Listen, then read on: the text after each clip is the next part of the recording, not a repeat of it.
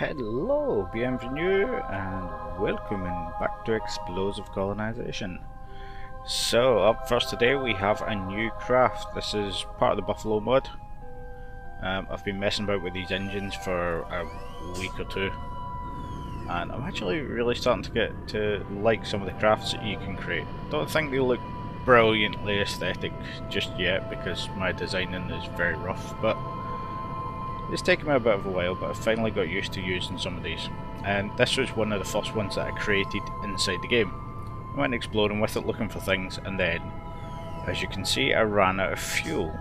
So I couldn't generate enough electricity for the props. But luckily, I had some parachutes on board, and this has a rover base and some solar panels. So after a bit of wriggling about and charging up, I managed to get close enough to the shore and get it out. I had to pull out my little Kerbal and push it a little bit, but we get it all sorted and have our lovely little drive back to base, which was quite an effort. Thank God I didn't cross off the island. But we take a little drive back with a bit of humility, and I essentially go straight on to building another one. But it takes a minute to assemble, so in the meantime we decide to shift it out of the way, recycle the old one, and then assemble the new launch pad. Now this is the first time I've managed to create one here, but we are in search of minerals and mainly life support. I'm getting a bit of a problem with life support at the moment. I can't get enough positive feedback to charge up. So after a little bit of bouncing about, we take our supply truck, which is what I'm calling this one now, dock it straight onto our SSTO, and actually head straight up to the Ares to pull down some more of the life support supplies. It's got plenty on there, and I get a little bit confused at this stage because it shows that I've got a third station in orbit, and I can't quite figure out what's going on there, whether I've dumped a piece of scrap or something. So after a quick burn, it doesn't take much to get this thing into orbit on Laythe, especially because it was over-engineered for Kerbal. But we get to the drive section that I've targeted and discover that it's exactly that, it's a drive section. The rest of the Ares is missing. So after a little skipping about, I discover this, that I have the rest of the Ares, and that for some weird reason it is running out of power, and yeah, as you can see, somehow it's managed to split off from the other section. Now I literally did not know what was going on, so I decided to try and dock this thing, and this is where I realised that I don't have any monopropellant. So I have to do a bit of a controlled burn and then some shimmying, which I will skip the majority out of. As you can see here, I managed to burn slow enough to get close and then try and use the reaction wheels to slide it, and after much trying and coaxing, I eventually get docked at some sort of an angle,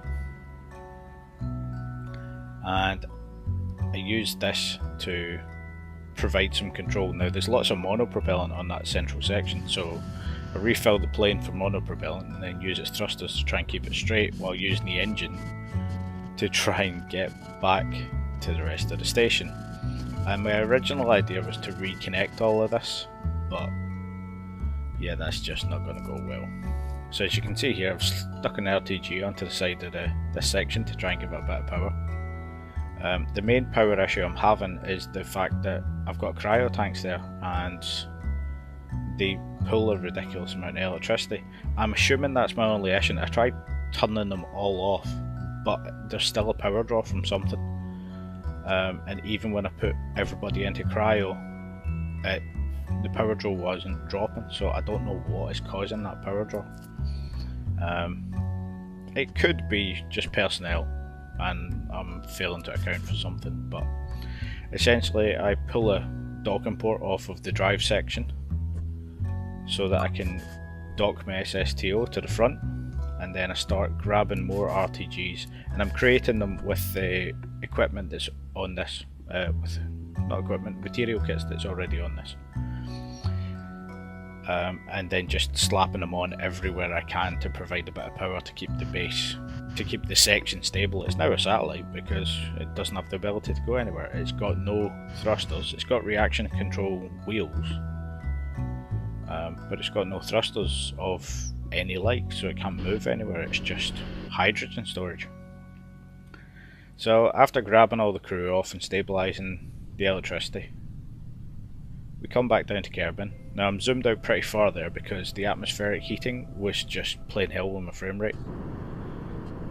And then here we get the old cargo bay issue with front wheels, and that causes me to have a small accident and lose the end of the plane. Now it still works, but I wouldn't want to fly this. So we pulled the truck out, and at least we have the life support that we came for. We dragged as much of it off the station as we could fit in this thing. So we get Laythe back in, and she drives the truck back after repairing the wheels, and we swap over, basically put all the life support back into our base, which gives us a couple of years advantage, which is always good. Water's not a problem, but food's my main issue at the moment, and I need to create more spaces for it. So once we've got all that sorted, we try and dock our little off-road rover, and I'm really loving this thing at the moment. It's brilliant. But as you can see, I decide on the old ejecting everybody because I'm going to sacrifice this, and because I'm trying to select the rover, we have some accidents and we lose 2 Kerbals. It does mean that I can pull everybody back in a one shot, but it is a little bit sad because I lost a really high skilled engineer there, which was not what I intended. But we get everything docked together, we get all our stuff back in, we pull the docking port off of this off camera and attach it to the other side so that we can get everything docked together once we get back, and then I convert the storage on this over to a bit of life support and then the rest for equipment, and I'm just going to recycle this straight into equipment. And after doing a couple of parts I decide to do the whole ship, and there you can see everything that I'm getting recycled. So I got lots of equipment, I got a bit of life support from it, and then this. Laythe is dead, and that is not good. So that is me lost 2 4-star engineers within the space of 20 minutes. I'm left with some of the equipment, I'm left with a little bit of the life support which was on that frame that you can see, but yeah, that is a big problem. So on to the Mark II version of our little flyer. Now essentially, as you can see, I've slapped a whole load of RTGs onto the top of this. It's massively overkill for what it needs, but I did that just for the hell of it, and I've given it more fuel capacity and less carrying capacity, so it can still carry 4 people, but it now has the ability to carry over twice as much fuel, so it's got longer distance on it, and I think I've sort of worked out the problems I had with it.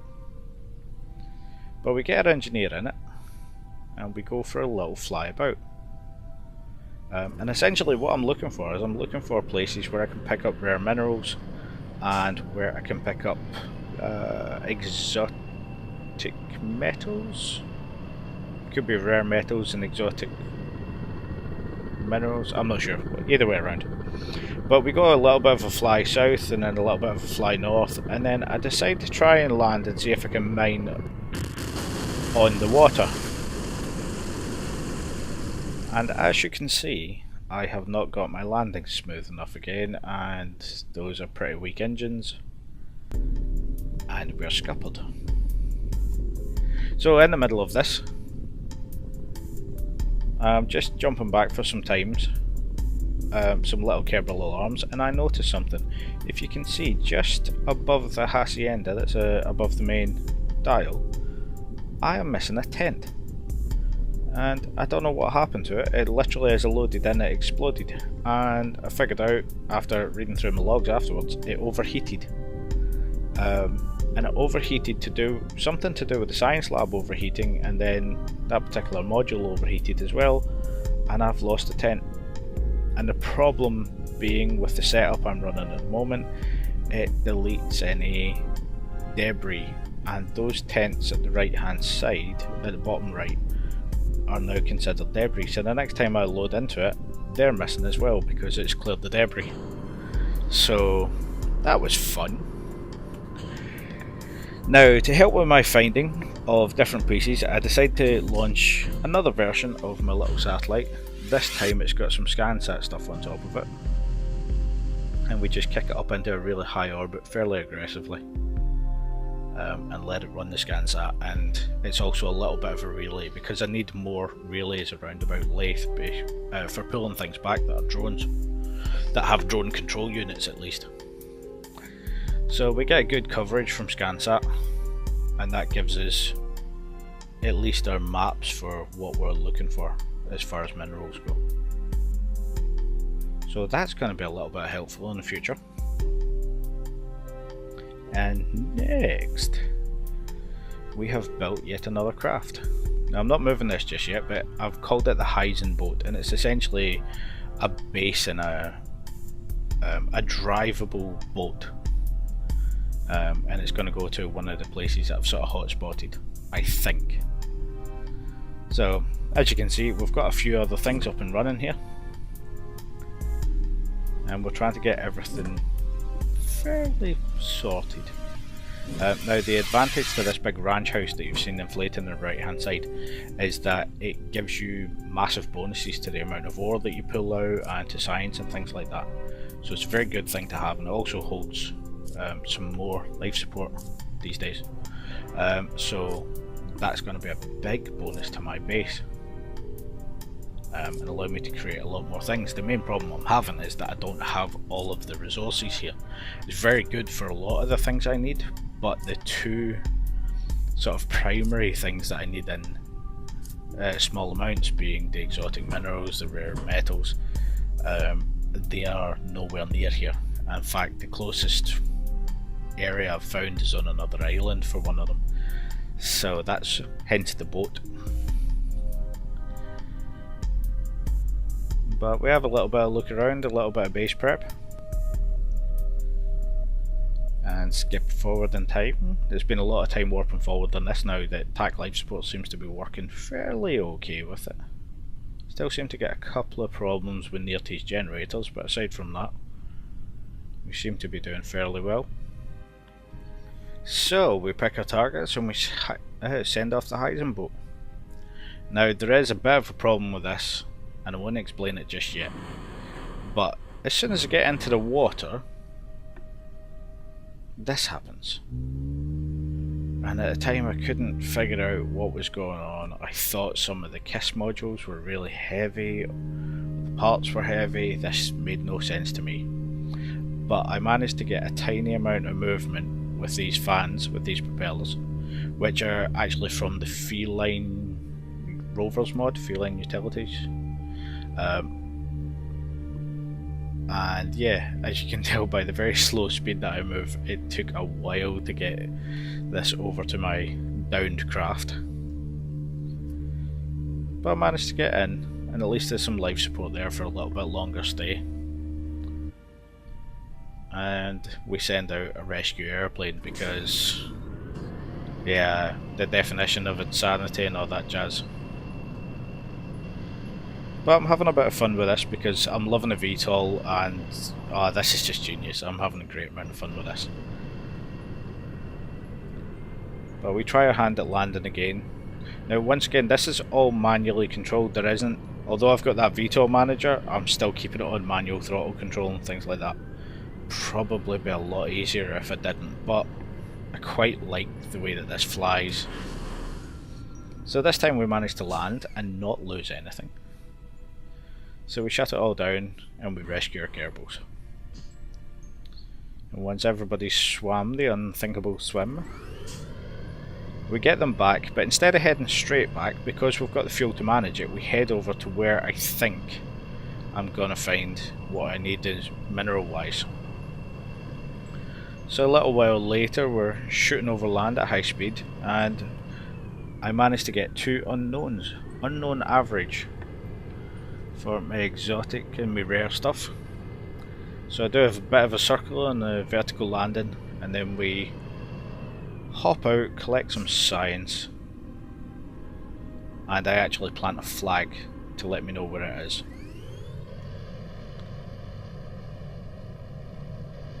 And then from here it's just a simple little flight back across the islands to the main base. So we're back at the landing base, get everybody back home, fed, watered and all that jazz. And then we have a bit of time building a few other things. So up fairly quickly is my new replacement for the SSTO. And then we have a bit of a rocket. Now this had a very unusual problem with it. The central tank is actually procedural fairings, and funnily enough this is not the problem. Yeah, it takes me a while to get this into orbit. However, there seems to be an issue with procedural tanks, procedural things, sort of messing up the order on extraplanetary launch pads. So certain things, when they build, get built skew-if, and it's now been brought up in the forums, and I believe it's getting fixed in the next release. But for the moment, I have to sort of avoid using procedural parts. That's the one I was looking for. On anything that I'm building, because it can mess up the order of other things. For the moment, it should be fixed very soon. The irony being, this is the first time I have ever built using procedural parts. With the exception of the fairings, I build with them all the time and haven't had any problems, but the tanks actually seem to be a bit of an issue. But yeah, so we get up into orbit, and there is the problem. I do not know how it managed to work out like that. It looks quite interesting. But I put this in orbit anyways, and then notified the guys on the forums, and that's literally been left to sit. I think I'm going to replace it, but I haven't rebuilt the rocket yet to replace it, because I don't quite want to put this in orbit. But onwards. So I jump to the Heisenboat and this comes up. Now I didn't realise there was anything on Heisenboat that had extraplanetary launch pads, never mind had built something, and it turns out I've built something and not realised. And as you can see, it was that rocket. Now I do remember doing it, and it was entirely my fault. I didn't check where it was building, and I think this was trying to build against the parts, against the pad with the stakes. That's the one. But I learned that this little tail section has the ability to build through extraplanetary launch pads, which is always good to know. But for the moment, this is what's weighing the back end of my ship down, because as you build, it adds the mass to the part that is building it. Something that I learned off of I've forgotten whose show I was watching that did it. But anyway, yeah, so that's how it works. So that's why it's tipped heavy. So now that I know that what's going on, we finish off the little building that we're doing to create some more equipment, because I really need equipment. And we send out a bit of a rescue. So I send out my engineer specifically to go and get a Heisenboat. And I'm using this little craft again, mainly because this craft has a beautiful advantage of being drone controlled, so I can send it anywhere providing I've got control. And if I lose control, I can leave it sat there for a while, and away we go. So I'm getting better at landing. We get out the engineer eventually and take a little swim. Now I can't reach the door, so I cheat and use the legs, and voila, a little bit of a transfer down through the boat. This must have been interesting, climbing down all that way. But yeah, we transfer and then out, and then a bit of restructuring using the KISS parts. So I move the engines because they're all attached to that back section. I move the wheels and everything, and then KISS. Yeah, just disassemble it and climb back in. And now we have a fully working Heisenboat. At least what it was intended to do. That was just a procedural bit.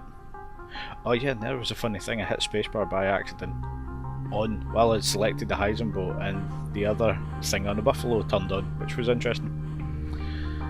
But it takes us enough time to get to dry land that it's actually day by the time we get there, and then a little bit more driving to get to our section. And once we get there, we start building our kiss base. So the typical thing, putting the plant down, hooking up with pipes, grabbing all the other sections. So your main 10 section, tapping R to get it to align to the correct place. And again for this lovely new little tiny ISRU that has been created. Thanks for that, Angel. And now you have to seem to be inside the vehicle that is attached to it to inflate it. You can't inflate it from outside. Maybe I'm using the wrong person to do it, but yeah. But we need to fly over a scientist.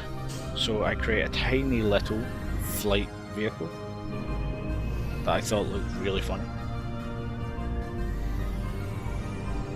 Yeah, to make a little bit of a glider. Or at least a fairly fuel economic arrow for flying between the islands. And this actually has a delta V to get between all of the different islands. And although it sounds like I'm using the engine there when I'm landing, it was actually on reverse thrust. But this was, I think it was the second time I flew this thing. And it's got an RTG on the top because radiation's good for everybody. But yeah, we get here, get our scientist out, and perform some geology research so that we can see what we can mine. And then we throw up our parts. We're missing some things, so we need to do a bit of reconfiguring before getting our bits.